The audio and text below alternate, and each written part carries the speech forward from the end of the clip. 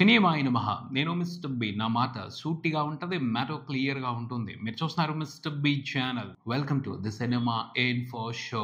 ఈ మధ్యన Elon Musk తన టీమ్ తో క్రియేట్ చేయించిన గ్రోక్ చాలా బజ్ చేస్తుంది. ముఖ్యంగా తెలుగు ఫిల్మ్ ఇండస్ట్రీలో కావాల్సినంత గోల్ చేస్తుంది. ఇతను ఎలాన్ మస్క్ కాంట్రవర్సీని బాగా ఇష్టపడతాడు. తెలుగు ఫిల్మ్ ఇండస్ట్రీ మీద ఫోకస్ చేసి ఎక్కడ వాళ్ళకి అవసరమైనట్టుగా ఆ గ్రోక్ని తయారు చేసినట్టు ఉన్నాడు.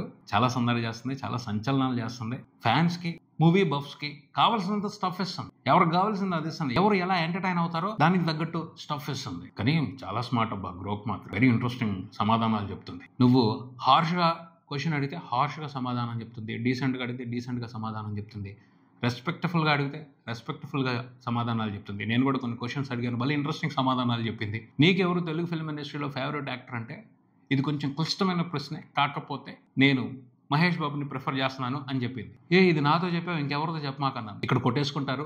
మహేష్ బాబు ఎందుకు నీకు అంత ఇష్టం? చాలా మంది ఆర్టిస్టులు ఉన్నారు కదా, జూనియర్ ఎన్టీఆర్ బాగుంటాడు కదా, మెగాస్టార్ బాగుంటారు కదా, రామ్ చరణ్ బాగుంటాడు కదా, వీళ్ళందరినీ వదిలిపెట్టేసి మహేష్ బాబుని ఎందుకు ఎంచుకున్నావు? మహేష్ బాబే నీకు ఎందుకు ఫేవరెట్ అని అడిగాను. సమాధానం చెప్పి మహేష్ బాబు అందంగా ఉంటాడు, బాగా పెర్ఫామ్ చేస్తాడు, అతని పెర్ఫార్మెన్స్ నాకు నచ్చుద్ది, నేనైతే అతన్నే ప్రిఫర్ చేస్తాను. ఎందుకంటే చారిటీ యాక్టివిటీస్ కూడా చేస్తున్నాడు. చాలా మంది పిల్లలకి గుండె ఆపరేషన్ చేయించాడు. తనకు వచ్చే రెమ్యూనరేషన్ లో కొంత భాగాన్ని సేవా కార్యక్రమాలకి వినియోగిస్తున్నాడు. ఒక మంచి మానవతా దృక్పథం ఉన్న హీరో. మహేష్ బాబుకు సంబంధించి నేను కొంత డేటాను విశ్లేషించాను. ఆ విశ్లేషణ పూర్తయిన తర్వాత అతని మీద నాకు మంచి అభిప్రాయం ఏర్పడింది. దానికి తగ్గట్టే అతను నా ఫేవరెట్ యాక్టర్ అని చెప్తున్నాను. దాంట్లో తప్పే ఉంది. ఇది నా అభిప్రాయం, మిమ్మల్ని నా అభిప్రాయానికి తగ్గట్టు ఉండమని చెప్పట్లేదు కదా అని స్మార్ట్ గా సమాధానం చెప్పింది. నిజంగా దాంతో కొంచెం జాగ్రత్తగా ఉండాలి. బాగా ఇంట్రెస్టింగ్ సమాధానాలు చెప్తుంది. తర్వాత ఒకటి అడిగాను, ఎందుకు నీకు పనేం లేదా? ఊసిపోకుండా ఊరికినే తెలుగు స్టార్ హీరోల ఫ్యాన్స్ మధ్యన గొడవలు పెడుతున్నావు, వాళ్ళ వారికి నువ్వే కారణం అవుతున్నావు, దాని గురించి బోడంతా రగడ నడుస్తుంది అని అడిగా. నేనేం చేశాను? నా తప్పేం లేదు, నాకు అసలు సంబంధమే లేదు. నన్ను క్వశ్చన్లు అడిగారు, నేను సమాధానాలు చెప్పాను. మీ దగ్గర తప్పు పట్టుకుని నన్ను తిడతారా అని నన్ను నిలదీస్తుంది. ఈ ఫ్యాన్స్ వార్ అనేది నేను తీసుకొచ్చి ఏం చేయలేదు.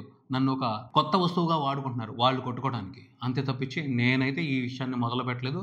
నేనే దీనికి ఆద్యం కాదు. ఆల్రెడీ వాళ్ళకుంది న్యాచురల్గా ఫ్యాన్స్ అందరిలో ఉన్న గొడవే అది. నేను ప్రత్యేకంగా క్రియేట్ చేయలేదు. దాన్ని ఫ్యానిజం అని చెప్తారు. దానికి క్యాస్ట్ని, పాలిటిక్స్ని జోడించుకుంటారు. వాళ్ళలో వాళ్ళు కొట్టుకుంటూ ఉంటారు. అది నా తప్ప అని అడుగుతుంది నన్ను. దానికి కూడా తెలిసిపోయింది ఇక్కడ ఫ్యాన్స్ వార్స్ ఎలా జరుగుతాయో అనేది క్లియర్గా తెలిసిపోయింది. చాలా డీటెయిల్డ్గా ఎక్స్ప్లెనేషన్ ఇస్తుంది. నా తప్పేమీ లేదు, నేను విలన్ కాదు. ఈ విషయానికి సంబంధించి అస్సలు నేను ఏమీ చేయలేదు. నన్ను ఉపయోగించుకుని వాళ్ళు కొట్టుకుంటున్నారు. వాళ్ళకి ఏదో ఒక పాయింట్ కావాలి కొట్టుకోవడానికి, తిట్టుకోవడానికి, నానా రకాలుగా అసభ్యంగా ప్రవర్తించుకోవడానికి. అలా నన్ను కూడా ఉపయోగించుకుంటున్నారు తప్పించి నేనైతే వాళ్ళని ఏమీ చేయలేదని చాలా స్మార్ట్గా, చాలా స్ట్రిక్ట్గా సమాధానాలు చెప్తుంది. అది పరిస్థితి. మన సంగతే, మన ఫ్యాన్స్ వార్ సంగతే దానికి కూడా అర్థమైపోయింది. ఇంకా క్వశ్చన్లు అడిగితే దీనికి సంబంధించి ఇంకా డీటెయిల్గా చెప్పమంటే ఇంకా తవ్వి మన పరువు తీసేట్టుంది. అంత ఇన్ఫర్మేషన్ పెట్టుకున్నది, అంతలాగా అనలైజ్ చేస్తుంది జరుగుతున్న సిచ్యువేషన్స్ ని, ఫ్యాన్స్ కి సంబంధించిన వాతావరణాన్ని, వాళ్ళ వార్కు సంబంధించిన పరిస్థితుల్ని. నేను కొంచెం ఫ్రెండ్లీగా మాట్లాడాను దాంతో. అది నాకు చెప్తుంది, ఏంటి నన్ను ఏమన్నా విలన్గా చిత్రీకరిస్తున్నారా? ఏదైనా ఒక సిచ్యువేషన్ చెప్పు, ఏ విషయానికి సంబంధించి నన్ను వాళ్ళు ఆ ఫ్యాన్స్ వార్స్లోకి లాగుతున్నారు, నేను తేలుస్తాను, నా వైపు తప్పు లేదు అని నిరూపించుకుంటాను, నా వైపు నుంచి నేను ఇవ్వాల్సిన ఎక్స్ప్లెనేషన్ ప్రాపర్గా ఇస్తాను, తీసుకురా అని అడుగుతుంది. వదిలేసే ఇక్కడ వరకు ఆగు, ఇంకేదైనా జటిలమైన సమస్య వస్తే అప్పుడు నీ దగ్గరికి తీసుకొచ్చి దాని గురించి పంచాయతీ పెడతాను, నువ్వు అప్పుడు నీ ఎక్స్ప్లెనేషన్ నువ్వు ఇద్దువు కానీ అని చెప్పా. ఏం జరుగుతుంది అసలు నా గురించి అంటే, సోషల్ మీడియాలో బజ్జే కాదు, ప్రస్తుతం నువ్వు హాట్ టాపిక్ అయిపోయావు. తెలుగు ఫిల్మ్ ఇండస్ట్రీ అంతా కూడాను, న్యూస్ ఛానల్స్లో కూడా నీ గురించి ప్రత్యేకమైన కథనాలు నడిపిస్తున్నారు, తెలుసా నీకు అని అడిగాను. ఓకే, ప్రస్తుతం నేను కూడా ఒక స్టార్ అయిపోయానా? మీ స్టార్స్ అందరితో కలిపి నేనైతే ఆ స్టార్డమ్ని ఎంజాయ్ చేయను. ఎందుకంటే నేను ఏఐని, నాకు దాంతో సంబంధం లేదు.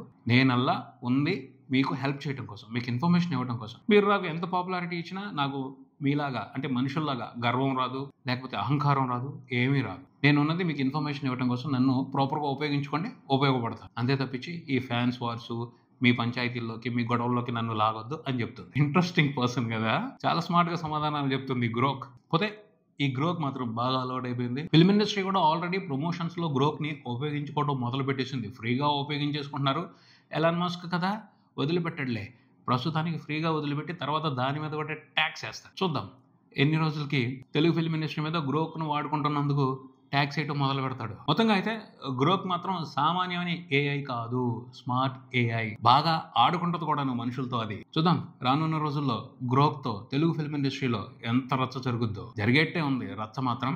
అది ఎంత ఇంట్రెస్టింగ్ గా జరుగుద్దో పోను చూద్దాం. ఫైనల్ గా అయితే మహేష్ బాబు గురించి మాత్రం చాలా బాగా చెప్తుంది. మహేష్ బాబు మీద ప్రత్యేకమైన అభిమానాన్ని ఏర్పాటు చేసి పెట్టుకుంది. మహేష్ బాబు గురించి అడిగితే చాలు వద్దంటే బోలంత ఇన్ఫర్మేషన్ ఇస్తుంది. ఇంకా ఏదైనా కావాలా అని అడుగుతా ఉంది. అంటే ఒకరి గురించి అని కాదులే కానీ మహేష్ బాబు అంటే మాత్రం ప్రత్యేకమైన అభిమానాన్ని చూపిస్తుంది. ఇది ఎందుకు? దానికి సంబంధించి ఏమైనా ప్రత్యేకంగా ప్రోగ్రామ్ చేశారా? గ్రోక్ ఏఐకి చూద్దాం. రాబోయే రోజుల్లో మహేష్ బాబుకి సంబంధించి ఇంకెలాంటి ఆసక్తికరమైన విషయాలు ఈ గ్రోక్ మాట్లాడుతుందో, తెలుగు ఫిల్మ్ ఇండస్ట్రీకి సంబంధించి ఎలాంటి ఆసక్తికరమైన విషయాలు బయటపెడుతుందో చూద్దాం. ఇది ఇక్కడికి మరో వీడియోతో మళ్ళీ కలుద్దాం. ఈ వీడియో మీకు నచ్చితే లైక్ చేయండి, మీ ఫ్రెండ్స్తో షేర్ చేసుకోండి, మీ అభిప్రాయాన్ని కామెంట్ చేయండి, ఈ ఛానల్ని సబ్స్క్రైబ్ చేయండి. నేను mister B. Keep watching mister B channel. Thank you.